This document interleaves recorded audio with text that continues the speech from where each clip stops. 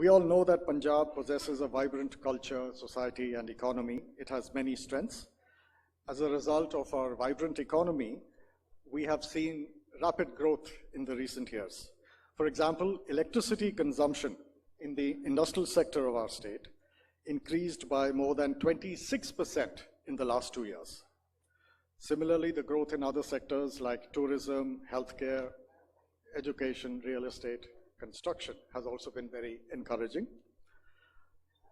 Punjab is proud not only of its success in agriculture and manufacturing, but also for its high quality of human capital and skills. Many of the best institutions of excellence in the world have come here, including our host today, the Indian School of Business at Mohali. Such institutes include R&D centers, innovation centers, and incubation hubs. I would like to name just a few. We have the Google Center of Excellence at Jalandhar, the Artificial Intelligence and Machine Learning Center at the IIT Ropar, and this is with the National Chengchi University of Taiwan. And at the Institute of Microbial Technology, we have a very new and very state-of-the-art microbial biotech research center. So with all this research support here, we are at a stage where we can take off into many high technology sectors. Of course, Punjab is well known as the land of 5 rivers for the green revolution in agriculture. It has been the harbinger of prosperity in rural India and a leader even today in that sector. Now we are working towards sustainable agriculture, especially in the face of climate change and the scarcity of water in the Indo-Gangetic plain of northern India. We have started a new scheme, which was announced by the Chief Minister 2 years back. It is known as Pani Bachao, Paise Kamao. It's a very progressive step towards conserving water by farmers and transforming agriculture in the state. Similarly, the government has decided as of now to set up a water management authority and a state water conservation plan. These are pioneering and transformative steps, and Honorable Chief Minister will elaborate on these issues in the next few minutes when he's talking to Mr. Pranoy Roy. Punjab has a well-developed ecosystem for small enterprises, which includes large anchor units, many of whom are here today. Welcome. We have a mature supply chain, deep trading links with many countries, research and development linkages I've talked about, and of course a network of many financial institutions which are very active here. For the manufacturing sector in particular, we provide move-in facilities and infrastructure at various locations, which are close to airports and to transport hubs. And these include Mohali, Ludhiana, Bathinda, Rajpura, Amritsar, and Kapurthala. Punjab is known for the best infrastructure in India. In addition to our physical infrastructure, such as roads, railways, airports, water supply, wastewater management, we are also the #1 state in terms of internet density and telecom density. We have a 4G network extending to all towns and all villages in the state, including the border villages. Our holistic approach to development includes providing jobs for everybody, including the poorest, improving the skills, especially of the poor, and facilitating small, medium, and also large enterprises. We've introduced a new system of automatic time-bound approvals for all investors, large and small, through a unified regulatory agency, which is also our host today. You can see the branding right behind me in West Punjab. And this also will be touched upon by the Honorable Chief Minister when he's in conversation. We've introduced a new system of self-certification by entrepreneurs. This will enable you to start your business right away without awaiting any clearances whatsoever. So with these words, I thank all of you for your presence here today. I'm sure that this will be a fruitful experience for everybody. And we hope to see you in future, and we hope to see that you convert your interest in what's happening in Punjab into investment decisions. Welcome and Jai Hind.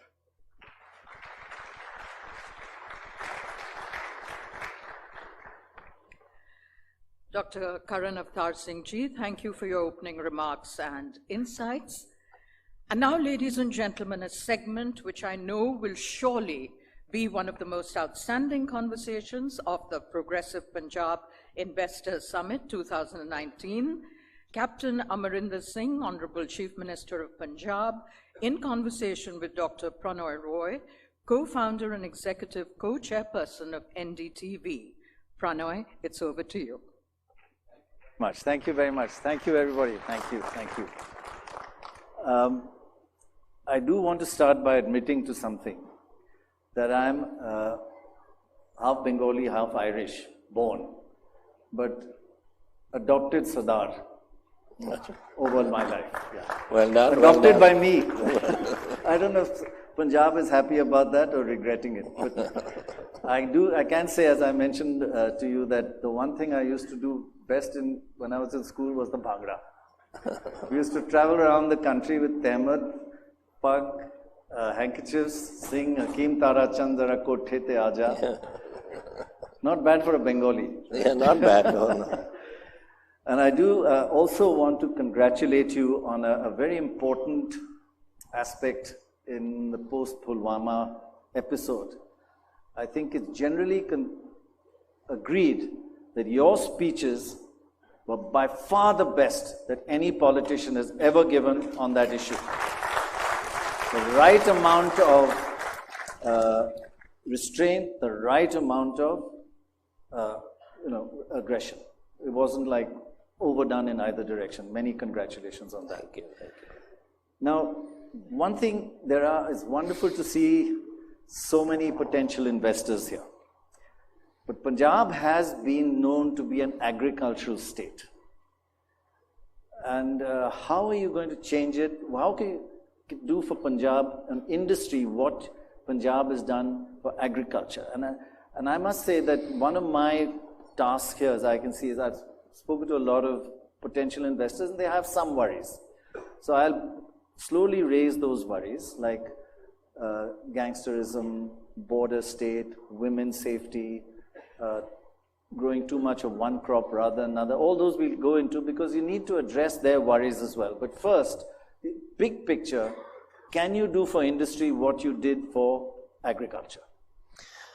Let me put it this way, that when in 1966 the Green Revolution started, Punjab was not a rice-eating state. We never ate rice, maybe a little bit of kheer here and there. But when the country wanted it, within a few years, within 3 to 4 years, we started, you remember that PL 480 and everyone going around with a begging bowl for food. And we suddenly produced the rice that the country wanted, and that PL 480 stopped at wheat and rice. Wheat was our traditional crop and rice. So when the Punjabi gets down to something, and if he sees money in it, let me tell you, if he sees money in it, and he saw money in it, and he did it. Now, of course, there were some negative factors in the sense that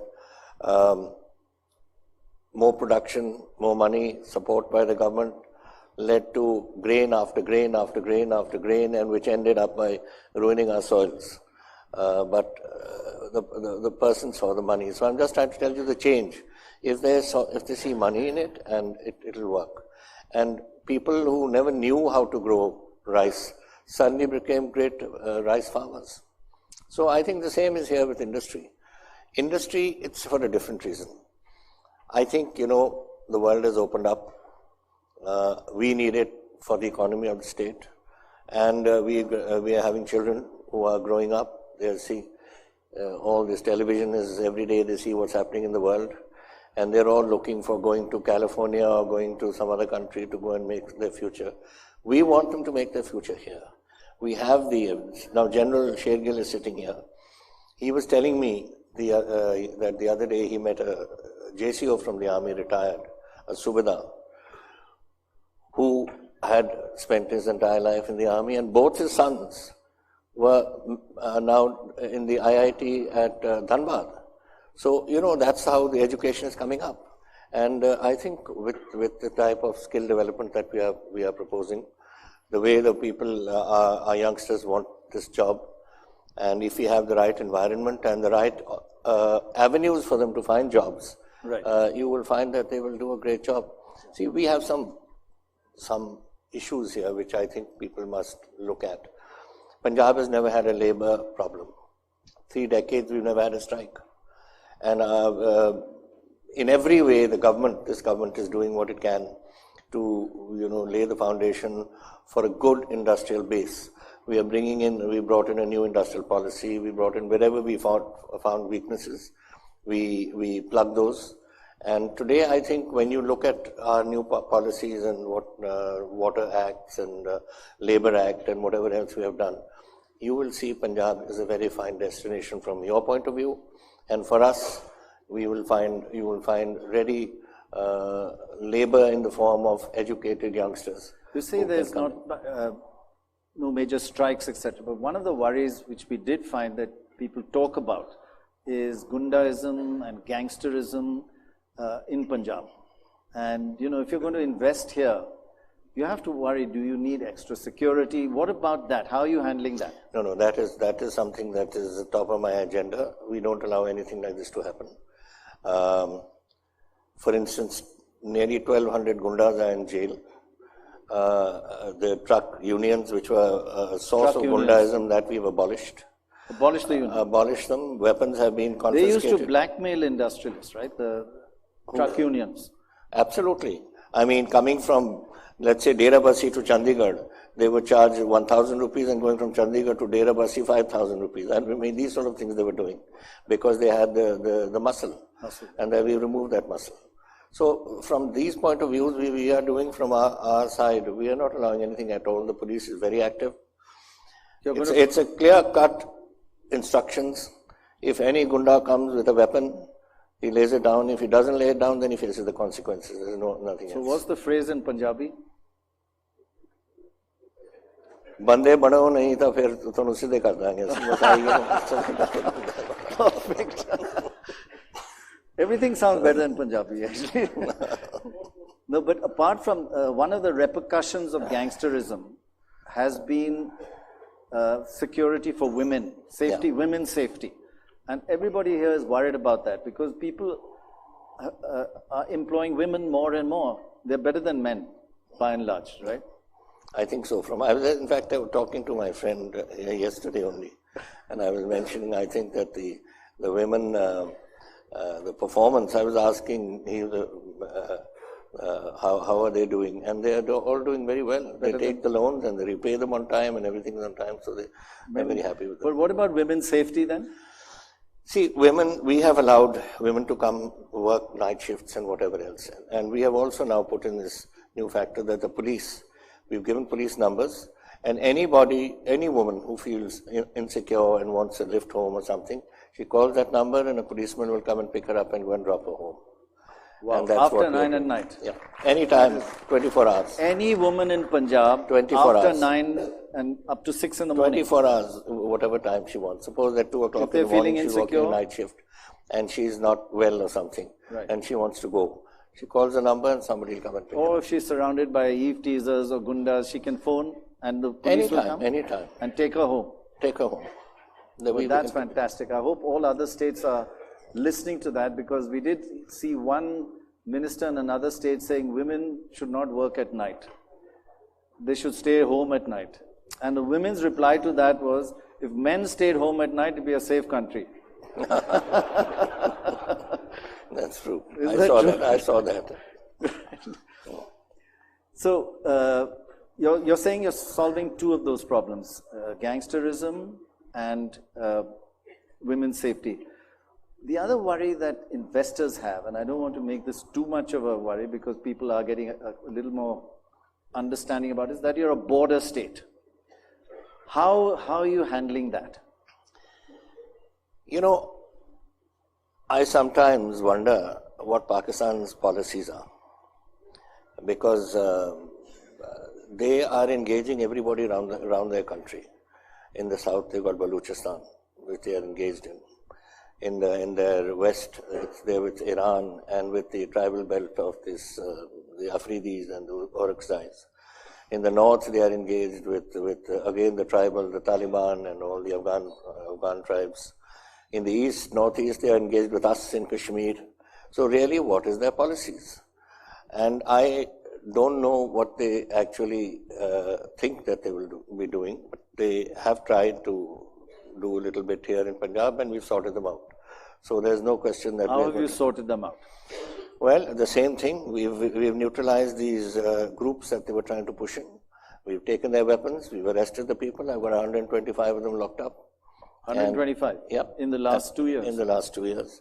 And we are not letting anything, and since then, let me tell you, they've cooled off. They know that Punjab means business, and we're not going to allow anything like this to happen here.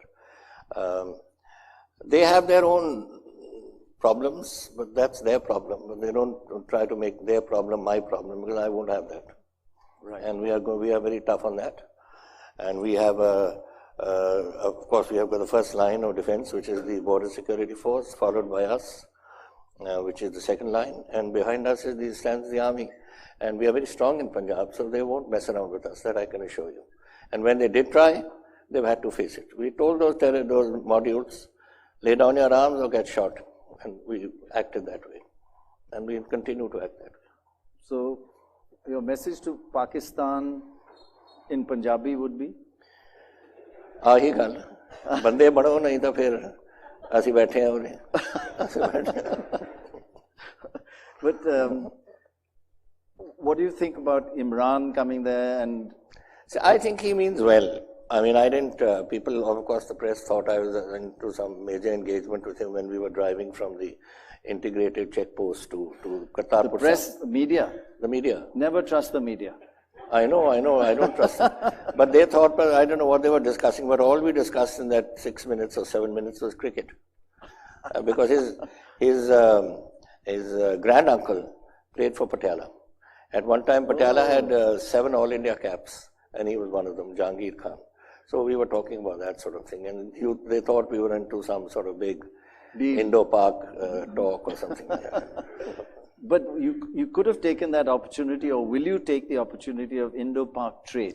Because you're right at the I would like beneficiary. that. I want peace. Look, Punjab wants peace. We don't want any of this messing around with us. Exactly. But, they must understand this. And their army should also understand this. That's one side of the story.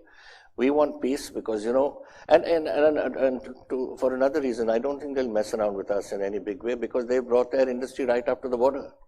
If they can bring it up to the border, why can't we take it up to the border? I mean, they are not afraid of us, so why should we be afraid of them? That's one. And as far as their functioning is concerned, I think Imran would like peace. But the shots have always been called by the army in Pakistan. And now, of course, the army is having a little mess around of its own with this chief's reappointment. But it depends really what the army wants. Now, after all, even if the army tries to dominate, how do they feed their country? They are going around the world with a begging bowl, and they only got the friends. They day by day are lessening. So I think the army will have to play ball for their own country's security. After all, if that country starts starving, then it affects the army too. Right. That's a good point. But how do you react to the observation? And I've faced it myself. You go to Pakistan, average person in the street is so warm towards you. Taxi drivers don't take fares. If you're from India, they don't charge you. But politicians, it's all politicians' fault. Of course, it's politicians and the army. Army, it's a very simple thing. It's for them. It's a way of life. I mean, when I was a captain or let's say a lieutenant, when you became, you just lived in your bunker or lived in a little room in your mess. But they are given flats. Then they become captain. They are given little bigger flats. By a major, they get a bigger house.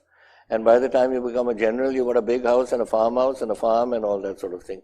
So by having peace and by their relevance going, all this stops. So they want to remain relevant, and they are the ones who call the shots. And I think unless they themselves understand that their country is heading for doom, they are not going to sort of cut back. But my guess is that the way their economy is floundering, the army will have to think twice. One of the things I noticed in Pakistan, I interviewed a few presidents. You go there and all the previous presidents' photographs have been taken down. Only his photograph is there. And he's filed a case against the previous president. Who filed the case against the previous president? This guy stepped down, there'll be a case against him. And they kept telling me what we admire about India is you have so many heroes. And you respect your leaders of the past. They have no heroes. Nobody, except Jinnah, and one or Now two they earlier were others. speaking against him. Some Are speaking against voices him. have been raised. But India has that. Are we? You've also kind of not. You solved that problem in Punjab. There's no more great animosity with the opposition now. That's a No, we major never step. had opposition animosity, but you must remember that people have been through difficult time. Now I'm talking about my state. Yes, yes. And the people here. And the government has behaved in a very shoddy manner. In fact, people who they didn't get on with, they just picked them up and put them behind bars and charged them with all sorts of things. So there's when the government's changed, that anger is there. Gradually we are handling it. We put up commissions to look into all these false cases and all this sort of thing. And I think by and large now time has passed and things have stabilized from that angle. It has, yes. It has, but because the commission, which is working quite effectively, lot of the cases that they've said are false have been removed, and that is the atmosphere which is required. Yes. If we are going to fight with each other and this is going to carry on, you see, continuity is what industry wants. Yes. If today you put up a plant here, you don't know the next government comes and starts messing around. Yes, exactly. So we want that sort of stability, and I think that realization will come in them coming too. here too. It certainly, our people believe it. But otherwise, the tendency is that whichever government comes in any state or center, all cases are only against the opposition. Against their own party, everybody's clean. So that seems to be, one thinks of probably the second greatest leader globally in the last 200 years after Mahatma Gandhi. I still believe Mahatma Gandhi was the greatest global leader in 200 years and is recognized across the world. The second greatest probably Mandela. 27 years in jail, he comes out and forgives. And he says truth and reconciliation. Yeah, absolutely. We need that, right? Absolutely need that. I think we are doing that. I think you're doing we that. are allowing that in Punjab. We are not messing around unless there's something very major, then let the law take its course. Yeah. But, that, as I said, it's a bit difficult to keep one's colleagues in check in this thing because they have been through this. We've been through them. But I'm happy to say that by and large everyone is accepting this and letting things get on. Right. And I hope that this will be a indication to the whichever government comes next. Yes, should be. It should be a mature democracy, sign of a mature democracy. Yeah. One other thing which worries investors is drugs and then cancer. But first let's talk about drugs. Everybody says, I hate to say it, I said don't trust the media. We did a series called Smashed at Sunset. That wasn't really drugs, that was booze. But then we found it's not just in Punjab, it's all over India. India is smashed at sunset. Booze is very, of course, Punjab, they do it more colorfully. Well, we are left with only excise duty. And the other day we were talking about this excise duty business and how to get the revenue up. Now, how do you get revenue up in an excise duty? Is to drink more. I am not asking people, encouraging people to do this, but the fact is that I'm saying it in light-hearted manner, but the fact is that yes, we drink, but I'm not worried about that. That has been continuously going up. Patiala peg must get you a lot of excise duty. Now, this much. No, you it's look the at that drugs that is worrying me. You look at that and say, wow, excise duty. When you see a peg that size, you think... I am worried more about drugs. And drugs is something that we have come down. We've set up a special task force. We've got them working hard. And you would be surprised, but we've arrested nearly 32,000 people. Wow. Of course, they are not all in the jug. They've been through investigation. People have been let off. We've got about 3,800 which have been convicted. And the rest, a few are under trial, about 4,000 more under trial. Well, it's quite a big cleanup then. It is, because what do you do? Now, I have a problem that I have, drugs used to come across the border. Then people used to, bring them in. Now it's coming in from Kashmir. Look at the amount of security forces there. And we caught a 300 kilo consignment coming from Udi. My God. Then it comes from Nepal. It comes from Delhi. Delhi is worse, much worse than us. And then it comes from Kandla. Nearly 1 ton of this thing came to Kandla, and from that I think a couple of 100 kilos were shipped to Punjab. So we seem to become the destination because people feel we have money, so send drugs in. So we've been very tough on this. Now we have just extradited a man from Armenia, who went from one of our guys who went there, also in the drug business. Now from here we are working upwards, and hopefully we'll get to the top. But there's so much money in drugs, and that is something that we'll have to keep on our toes all the time. It's not going to disappear, but it's certainly going to become manageable. It was completely out of control earlier. I have seen videos posted on the social media of little girls, maybe 10 or 15 or 14, 3 of them sitting on a manji in a village and sniffing the stuff. Now this is the sort of stuff that was happening. Now this is before our government came, and this is what we had made a commitment to, that when we came we would clamp down on this, and we've done it, and our force is working very well, and by God's grace we'll have it under check. Total determination. Yeah, we've broken the backbone of it. Now the question is to push it down as much as we can. And not to lose focus, because other countries have faced this and eliminated I mean, look at America. Yeah. They've been fighting with Colombia for so long, and now they're still the same way, and now they're shipping it by submarines. These smugglers have got submarines, and they brought in, the US Coast Guard just hauled up one submarine which was carrying cocaine from Colombia or wherever. But so you're focused on... Yeah, drugs is a must. Sometimes excesses take place, but very few. We're careful on that score. So by the next elections, you say it'd be relatively drug-free, Punjab? No, I don't think the world can ever be drug-free, but I think it will certainly be well under control. Under control. That's a big thing to say. The other worry that people have, I'm sorry, I'm just bringing the worries because I think everybody needs to bring them out. Absolutely. Is cancer. There used to be the well-known cancer train to Jaipur, I think, and everybody said the pesticides and fertilizers was causing cancer in Punjab. What are you doing about that? Well, we had that train going to Bikaner because we didn't have cancer treatment here. Now cancer treatment has come up. We've got the Tatas coming up near Sangrur. Right. We've got one coming up here in Chandigarh. And elsewhere also we are trying to bring in these treatment areas for cancer.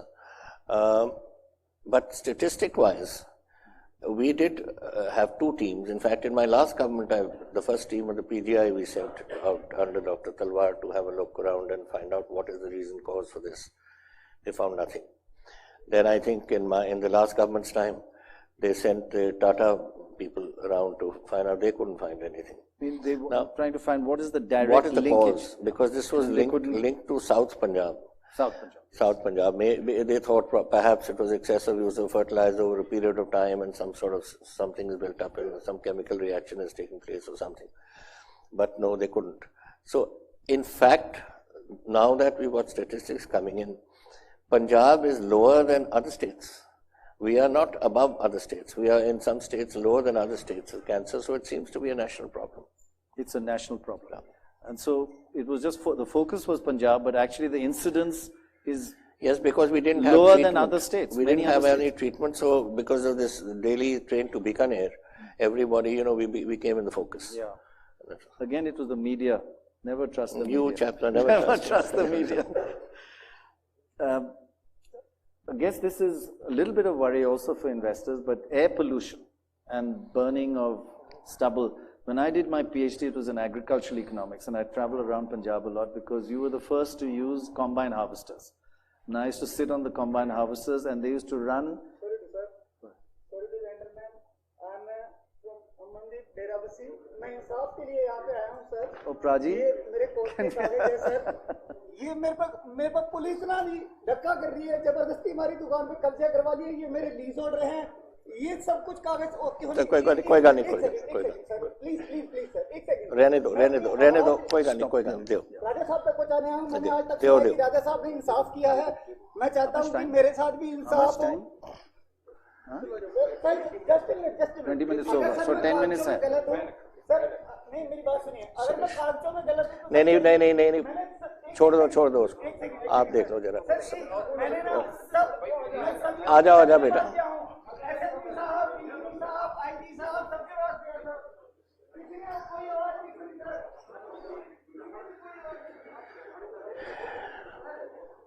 ये DC साहब दिल्ली के आगे इनके पास भी आया sir. Start. Should we start? Yeah, please. Is it okay to start? Is it okay to start? Okay.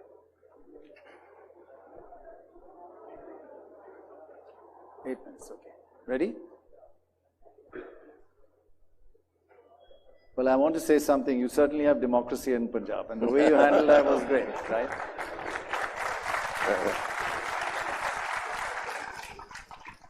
Talking about air pollution and burning of crops, and I said I was going with combine harvest. You know, in those days, combine harvesters were John Deere, imported. Nobody knew how to fix them. 630 and 330. Yes. Remember them? Yes. And Sardars would not switch it off. They would go inside while it's working and try and fix it, because if you switch it off, you never know it will start again. It was fantastic.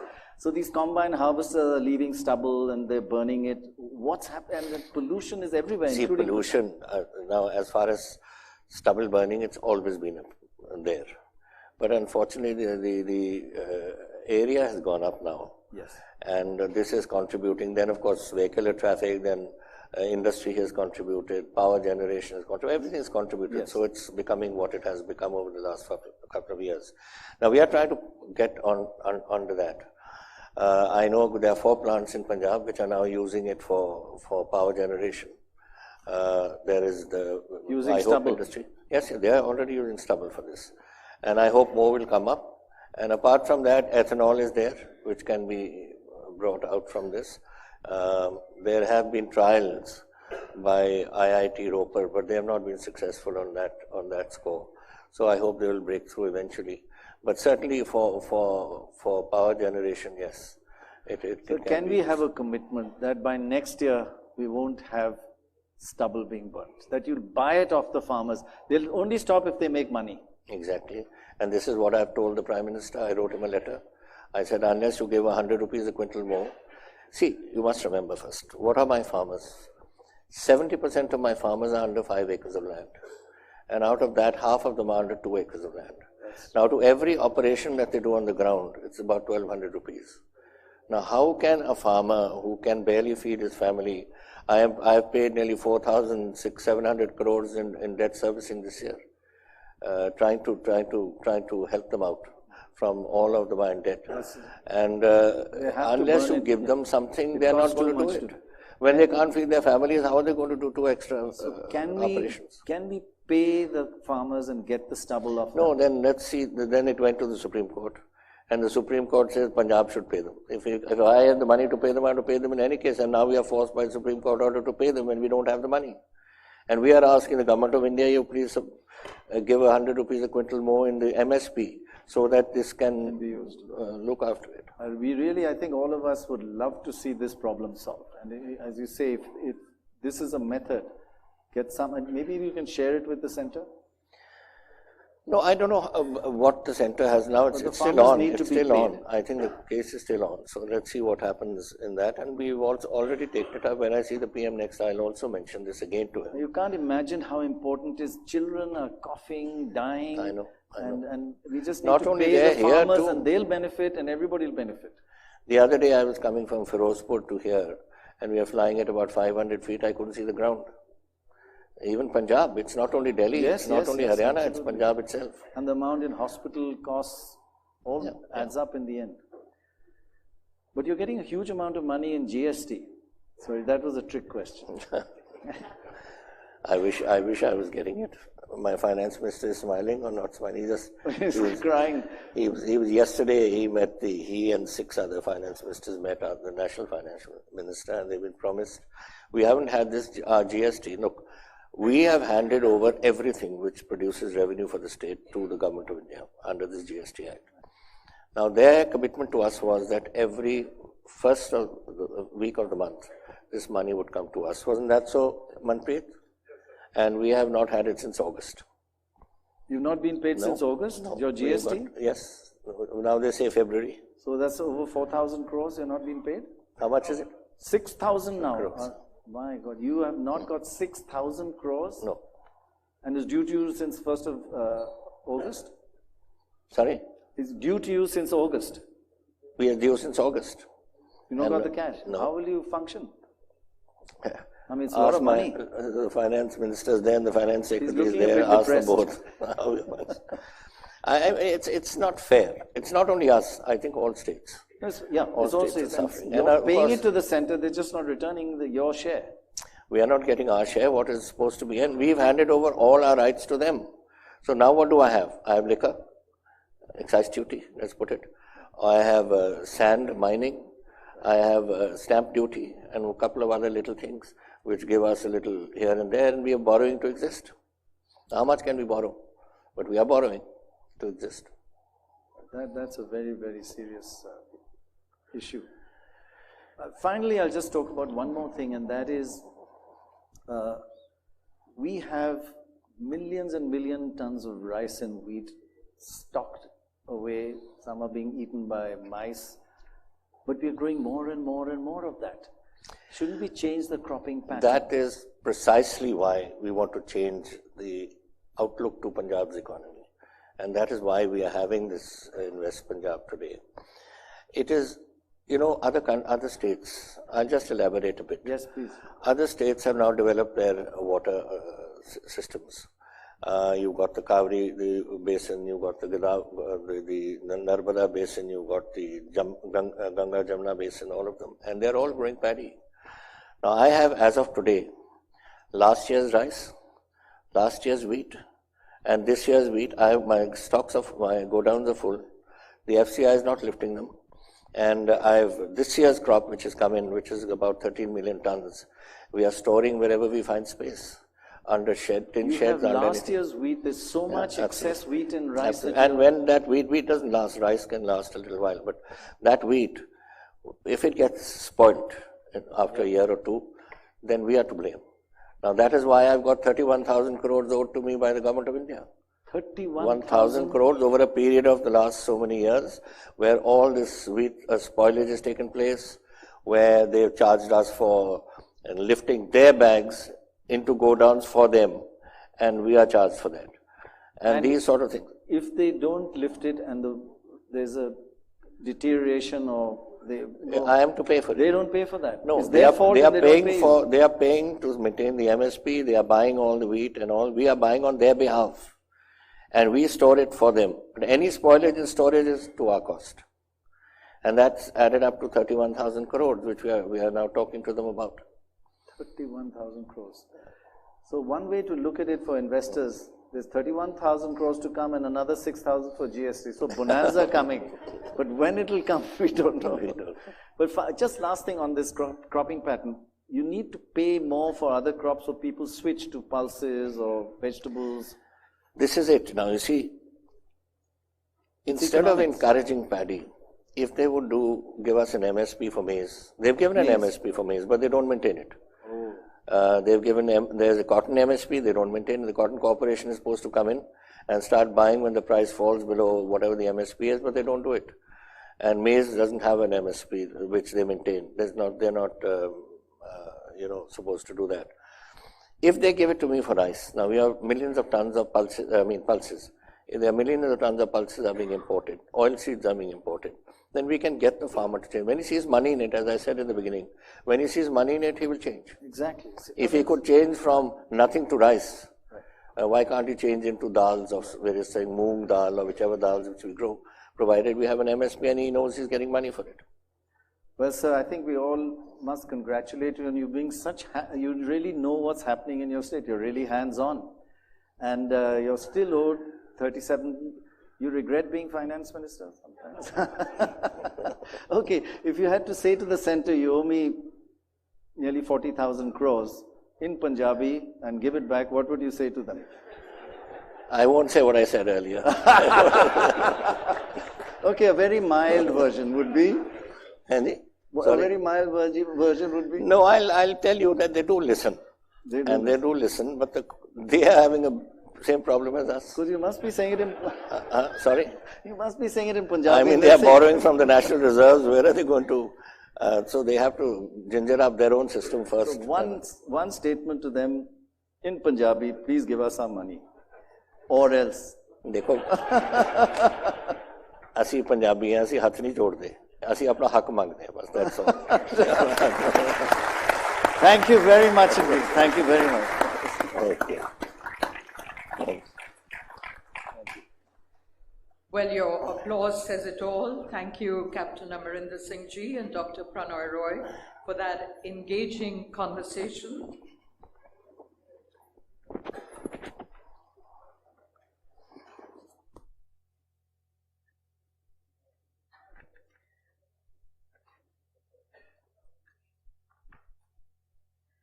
May I now request you to please be seated in the audience?